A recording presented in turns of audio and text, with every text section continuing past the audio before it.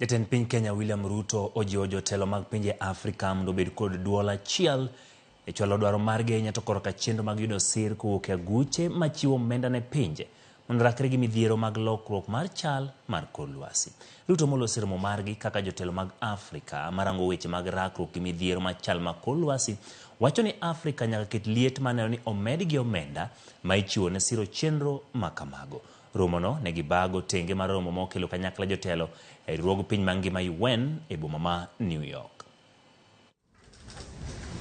The African Union's Assembly, CAOS, was established by the mandate is to spearhead, to share this opening statement. Last year, global investment in energy transition reached a record 1.8 trillion, a 17% increase from 2022.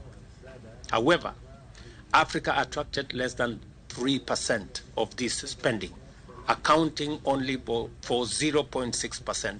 That is only 2.7 gigawatts of the 473 gigawatts of new global renewable energy capacity last year.